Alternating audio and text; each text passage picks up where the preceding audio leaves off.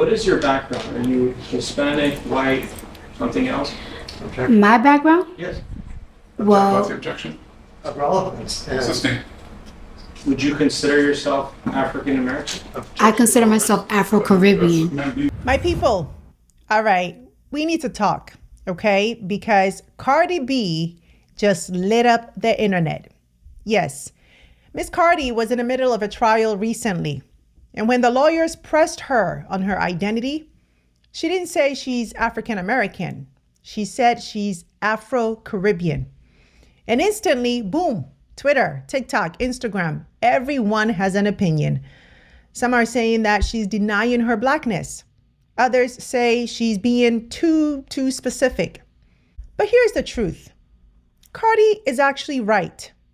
And what she said opens up a much bigger conversation about race, ethnicity, and nationality. 3 words that we throw around all the time, but almost never stop to really unpack. So today on The Breakdown, we're diving into it. Why Cardi's self-identification matters, the difference between race, ethnicity, and nationality, and why so many of us get it twisted. We're going to break it down, but first, I just want to say a big thank you to all of our new subscribers and members. I'm so glad you're here. And if you're watching but haven't joined yet, I'd love for you to join our family, because here at PanaGenius TV, we're building a home for global Black stories that are told with truth, intention, and with impact. And if that matters to you, and I hope it does, then hit subscribe, tap the bell so you never miss a release, and consider joining our growing membership community. As a member, you unlock access to exclusive content, behind the scenes perks, and opportunities that you won't find anywhere else. And speaking of opportunities, my people, I want to personally invite you to something big that's happening this November in New York City, the BlackStars Experience. This is our flagship annual conference celebrating the brilliance and impact of Black leaders, innovators, and allies across industries. You'll experience a full-day summit that's packed with insights from experts, a talent expo where you can connect directly with top employers, and an awards gala that celebrates Black excellence and allyship in true style and culture. Trust me, this is not an event that you want to miss, and I'd love to see you there. Early bird tickets are now on sale, so head over to BlackStarsExperience.com to learn more and register today. All right, so let's start at the top. Cardi B, whose real name is Belcalis Almanzar, was born in the Bronx to a Dominican father and a Trinidadian mother. Her roots are straight out of the Caribbean, even though she was born in the US. Now, during this trial, she was asked a pretty pointed question about her background. What is your background? Are you Hispanic, white, something else? objection. My background? Yes. And this was her response. What's Well, the objection? Of relevance. And Assisting. Would you consider yourself African American? I consider myself Afro-Caribbean. I consider myself Afro-Caribbean. Simple, clear, honest, but also explosive. Because for a lot of people, that phrase is confusing. See, in the US, we're used to broad labels, right? Black, white, Hispanic, Asian, African American. The boxes are neat, easy, and limited. But identity is messy. It's layered. It's history, culture, and politics all wrapped together. That's why Cardi's words struck a nerve, because what she said is true for millions of people, especially in the diaspora. You can be Black by race, Afro-Caribbean by ethnicity, and American by nationality, or American and something else if you're a dual citizen, right? Those things can all be true at the same time. But most people don't know the difference between those categories. And that's where the debate gets real. So let's break it down. What exactly is race? What's ethnicity? What's nationality? And why does mixing them up cause so much chaos? Because here in America, people throw those words around as if they're interchangeable, but they're not. So here's the clean version. Race is about broad societal categories. It's not biological. It's how society groups people by physical traits. So when we say someone is black, white, or Asian, right? That's race. Now, ethnicity is about culture.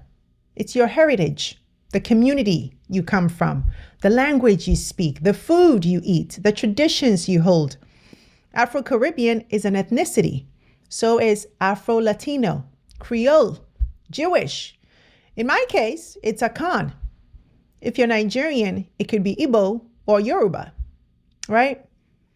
Then there's nationality, which is about legal citizenship. It's your passport. Cardi's nationality is American because she was born in the Bronx and holds a U.S. passport. Then there's nationality, which is about legal citizenship. It's your passport. Cardi's nationality is American because she was born in the Bronx and holds a U.S. passport. Now, let me give you a simple analogy, okay? Imagine being a big umbrella. The umbrella itself, that's race. Under it, you have the fabric pattern. That's ethnicity. And the handle, the part that stamps you through customs, that's nationality. So when Cardi says she's Afro-Caribbean, she's pointing to her ethnicity. She's saying, yes, I'm black, but my people, my roots, my culture, they come from the Caribbean. That's different from her nationality, which is American. And that's why the distinction matters. My parents, my father's side, we're Spanish, we're Hispanic and everything. But it's like, where do them Spanish people came from? Where them Latina people came from? They mixed people, you know. We mix with African, European, mulattic and everything, and it's just like, what am I considered? And at the end of the day, like Latinos and Hispanic, they are considered a minority. Like you think white folks see is Hispanic and black people like oh yeah, they're Hispanic, they're black. No, we are all considered the same to them. So it's like, you know what I'm saying? Now, here's where things get even more interesting, because a lot of the backlash against Cardi came from people asking, well, why not just say African American, right? Well, let's talk about it. African American typically refers to black people in the U.S. whose ancestors were enslaved here, whose culture was forged through centuries of struggle and resilience and creativity in America. Now, it is a powerful identity rooted in this land and its history. Afro-Caribbean, on the other hand, refers to black people whose lineage comes from the Caribbean. Think Jamaica, Haiti, Trinidad, the Dominican Republic, Barbados, and beyond. Now, that lineage can also be traced back and back and back to Africa, right? The point is that these communities have their own histories, their own languages, religions, and cultural flavors. Now, when Afro-Caribbean folks migrate to the U.S., they're often seen as just black, but many of them emphasize their Caribbean heritage while still standing in solidarity with the broader black community. Now, sociologists have shown how first-generation Caribbean immigrants often resist being called African American, not because they reject blackness, no, but because they want their culture to be recognized. And here's the key. Both groups, African Americans and Afro-Caribbeans, share African ancestry, right? We're part of the same global black family. But the histories, the journeys, the cultural expressions, they're not identical. And that's actually the beauty of the black experience. It's unified, but it's also diverse. Take me, for example. Now, I identify as a black African living in America, right? Not as an African American, though I see all of us as one, because at the end of the day, we're all black. So often on the show, you find me saying us, we, right? Meaning us black people.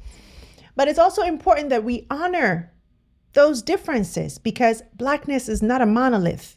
Our ethnicity, our roots, our stories, they shape how we experience the world. And respecting that is how we build real unity.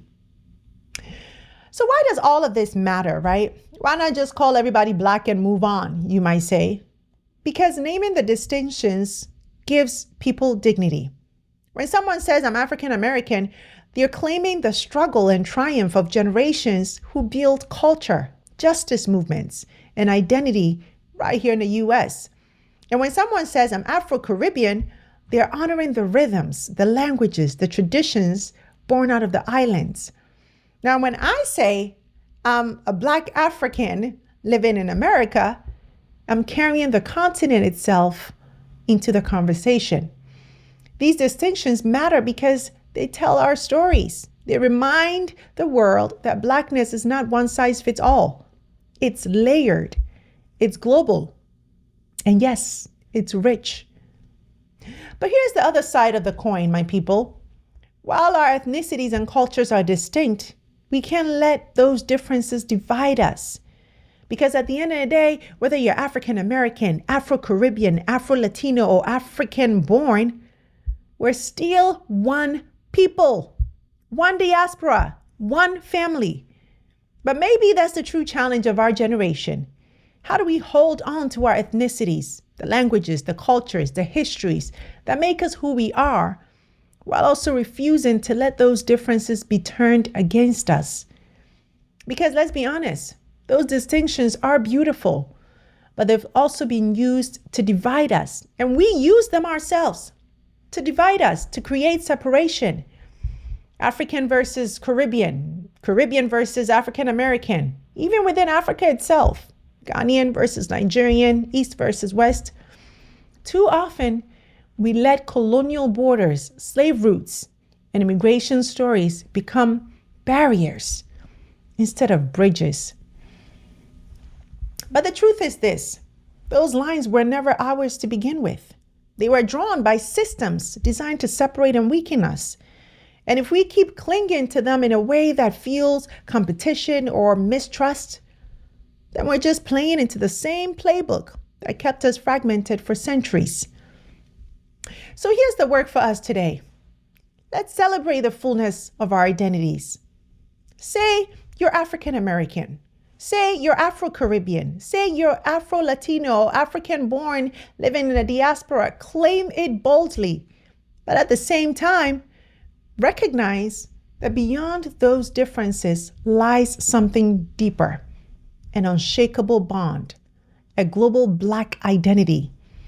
Because Blackness, it's not a monolith. It is a movement. And movements only win when the people see themselves as one. And now, more than ever, if we've ever needed a movement as a global Black community, my people, it is now. So now I turn it over to you. I would love to hear your thoughts on this matter. What do you make of all of this? Do you agree with Cardi's identification as Afro-Caribbean? And more importantly, do you think it's necessary to recognize these distinctions within Black identity? Or should we just focus more on the unity that ties us together? Drop your thoughts in the comments. I can't wait to read them. And as always, thanks for watching. I'm Sandra Babu-Boateng, and until next time, take care.